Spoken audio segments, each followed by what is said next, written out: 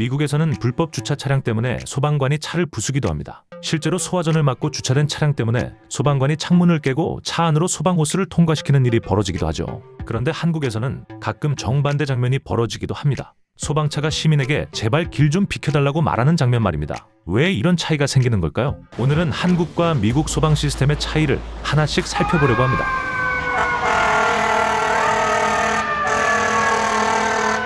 미국에서 처음 소방차 사이렌을 들은 사람들은 거의 비슷한 반응을 보입니다.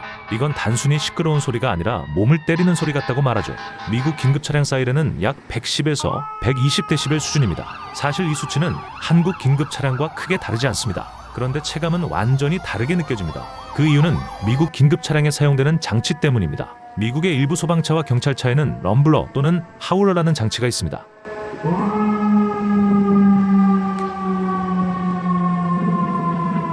이 장치는 저주파 경고 시스템입니다. 낮은 주파수는 자동차 차체와 유리를 쉽게 통과합니다. 그래서 운전자는 소리를 듣는 동시에 차량 내부에서 울림을 느끼게 되죠. 특히 방음이 좋은 차량에서도 이 소리는 내부까지 전달됩니다. 결국 운전자는 귀가 아니라 몸으로 경고를 느끼게 되는 겁니다. 여기에 또 하나가 있습니다. 미국 소방차에는 에어혼이라는 장치가 있습니다.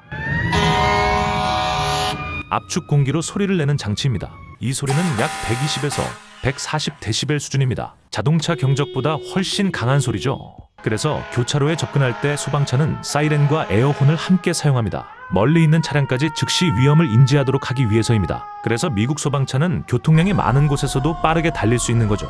하지만 여기까지 들으면 많은 사람들이 이렇게 생각합니다. 아, 미국은 장비가 좋아서 그런 거구나 하고 말이죠. 하지만 실제로 진짜 차이는 장비가 아닙니다. 법입니다. 미국에서는 긴급 차량이 접근하면 모든 차량이 도로 가장자리로 이동해 정지해야 합니다. 이 규칙은 대부분 주의 교통법에 명시되어 있습니다. 이를 위반하면 벌금이 부과될 수 있습니다. 캘리포니아 기준으로는 실제 납부 금액이 약 $490, 한화 기준 73만 원 정도까지 올라가기도 합니다. 미국에서는 소방차가 길을 부탁하지 않습니다. 법이 대신 길을 열어주는 구조죠. 미국에서는 이런 장면도 실제로 발생합니다. 소화전을 맞고 주차된 차량 때문에 소방 호스를 연결할 수 없는 상황이 생긴 겁니다. 소방관들은 결국 차 창문을 깨고 차량 내부로 호스를 통과시켰습니다.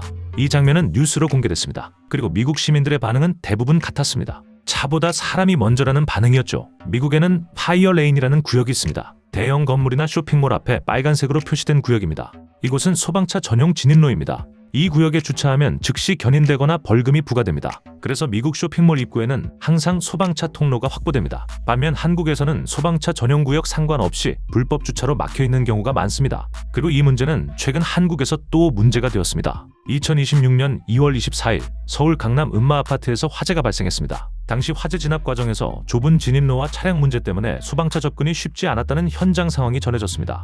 물론 화재의 원인은 여러 가지가 있습니다. 하지만 많은 사람들이 같은 질문을 던졌습니다. 만약 진입로가 더 확보돼 있었다면 상황이 달라질 수 있지 않았을까요? 사실 이런 문제는 이번이 처음이 아닙니다. 2017년 충북 제천 스포츠센터 화재에서도 건물 주변 불법 주차 문제가 지적됐습니다. 이 화재로 29명이 목숨을 잃었습니다. 이 사건 이후 소방 통로 확보 문제는 한국 사회에서 계속 논쟁이 되고 있습니다. 미국에서는 소방관을 공격하는 행위도 강하게 처벌됩니다. 예를 들어 뉴욕주에서는 소방관을 폭행하면 클래스 D 펠로니라는 중범죄로 기소될 수 있습니다. 미국 형법에서 펠로니는 단순 벌금이 아니라 전과 기록이 남는 형사범죄입니다. 최대 약 7년의 징역형이 선고될 수 있습니다. 결국 중요한 것은 사이렌의 크기가 아닙니다. 소방차가 오면 자동으로 길이 열리는 시스템입니다. 불법 주차가 사라지는 법입니다. 현장에서 주저하지 않아도 되는 권한입니다. 이 세 가지가 합쳐질 때 소방관은 진짜로 생명을 구할 수 있습니다. 여러분은 어떻게 생각하시나요? 소방차가 시민에게 길을 부탁해야 하는 사회가 정상일까요? 댓글로 의견을 남겨주세요.